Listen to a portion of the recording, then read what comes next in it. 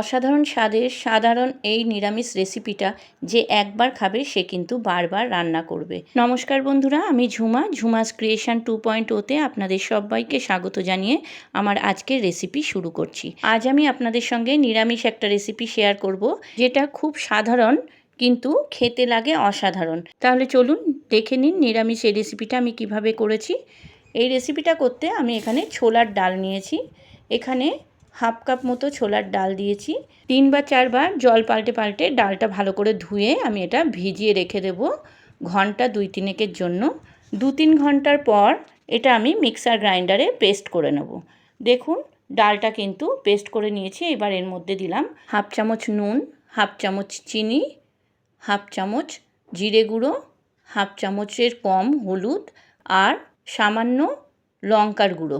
এবার সবগুলো খুব ভালো করে ফেটিয়ে নিতে হবে। ডালটাকে খুব ভালো করে ফেটালে কিন্তু ডালের বড়াটা যখন করব খুব সফট হবে। দেখুন এইভাবে আমি ডালটাকে ফেটিয়ে নিলাম। আপনারা কে কোথা দিয়ে আমার এই ভিডিওটা দেখছেন বন্ধুরা কমেন্টে জানাবেন, আর রেসিপিটা কেমন লাগলো সেটাও কিন্তু কমেন্টে জানাতে ভুলবেন না। এই রেসিপিটা করতে আমি কী সবজি নিয়েছি দেখুন। নিয়েছি ঝিঙে, কুমড়ো আর আলু। সবগুলোই কিন্তু সরু সরু করে কেটে নিয়েছি। আর ঝিঙেটা খুব বেশি পাতলা না, খুব বেশি মোটা না, সেইভাবে কেটে নিয়েছি। আর নিয়েছি 2-3টে কাঁচা লঙ্কা। এবার ওভেনে কড়াই বসিয়ে কড়াইতে পরিমাণ মতো সর্ষের তেল দিলাম। তেলটা গরম হলে আমি ডালের বড়াগুলো এর মধ্যে দিয়ে দেবো। খুব ছোট ছোট করে ডালের বড়াগুলো ভেজে নেব। আমি এখানে ছোলার ডালের বড়া করেছি, আপনারা চাইলে কিন্তু মটর ডালের বড়াও করতে পারেন, তাতেও কিন্তু খেতে ভালো লাগবে। দেখুন বড়াগুলো কিন্তু খুব বেশি কড়া করে ভাজবো না, হালকা লালচে ভাজা হলে বড়াগুলো উল্টে দেব। উল্টো পিঠটাও আবার ওই রকম হালকা করেই ভেজে নেব। আমার এই রেসিপিটা যদি আপনাদের ভালো লাগে বন্ধুরা, আমার চ্যানেলটাকে সাবস্ক্রাইব করে দেবেন, লাইক কমেন্ট শেয়ার করবেন, আর পাশে থাকা বেল আইকনটা প্রেস করে দেবেন, যাতে আমার ভিডিও আপলোড হওয়ার সাথে সাথে আপনাদের কাছে নোটিফিকেশান পৌঁছে যায়। আর পুরনো বন্ধুদের আমার অনেক ভালোবাসা আমার পাশে থাকার জন্য। যারা আমার চ্যানেলে নতুন এই রেসিপিটা দেখছেন তাদের কাছে আমার অনুরোধ, আমার চ্যানেলটাকে সাবস্ক্রাইব করে আমার পাশে থেকে যাবেন প্লিজ। আমিও কথা দিচ্ছি আপনাদের পাশে থাকব। দেখুন বড়াগুলো কিন্তু ভাজা হয়ে গেছে। এবার সব বড়াগুলো আমি তুলে নিলাম। এবার ওই তেলের মধ্যেই সামান্য জিরে আর একটা শুকনো লঙ্কা সম্বার দিলাম। জিরে শুকনো লঙ্কাটা যখন ভাজা হয়ে যাবে তখন এর মধ্যে আমি কুমড়ো আর আলুটা একসঙ্গে দিয়ে দিলাম। কুমড়ো আর আলু সিদ্ধ হতে একটু সময় লাগবে, তাই জন্য কুমড়ো আলুটা আমি আগে দিয়ে দিলাম, ঝিঙেটা পরে দেব।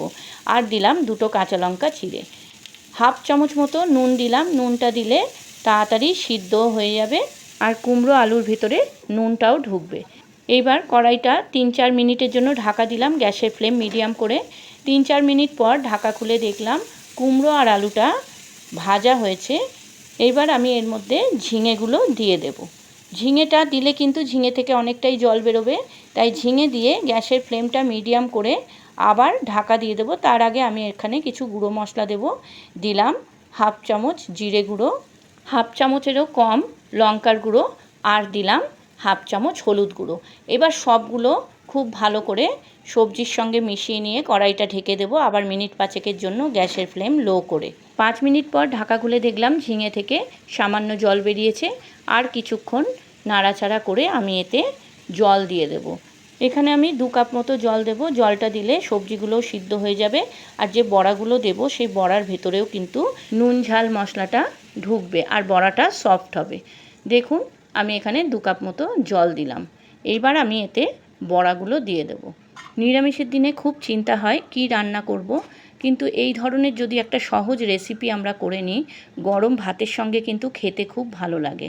আমি সবজি ভাজার সময় কিন্তু হাফ চামচ নুন দিয়েছিলাম, নুনটা একটু কম হয়েছে তাই আরও হাফ চামচ নুন দিলাম। আর টেস্টের ব্যালেন্সের জন্য দিলাম 1 চামচ চিনি। চিনিটা আপনারা চাইলে স্কিপ করতে পারেন, তবে নিরামিষ রান্নায় একটু চিনি দিলে কিন্তু খেতে ভালোই লাগে। দেখুন আমার কিন্তু রেসিপিটা রেডি হয়ে গেছে। আর কিছুক্ষণ ফুটিয়ে আমি একটা সার্ভিং বলে ঢেলে নেব। দেখুন তো হয়েছে না লোভনীয়, খেতেও কিন্তু অসাধারণ হয়েছে।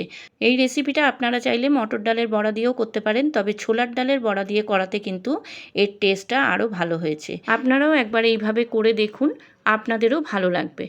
আপনারা যারা ফেসবুক থেকে আমার এই রেসিপিটা দেখছেন, আমার ফেসবুক পেজটাকে ফলো করে দেবেন। আর যারা ইউটিউব থেকে দেখছেন, আমার ইউটিউব চ্যানেলটাকে সাবস্ক্রাইব করে আমার পাশে থেকে যাবেন প্লিজ। আপনারা ভালো থাকুন, সুস্থ থাকুন। আবার আসবো আমি অন্য দিন অন্য কোনো রেসিপি নিয়ে। আজকের মতো চলি। ধন্যবাদ বন্ধুরা।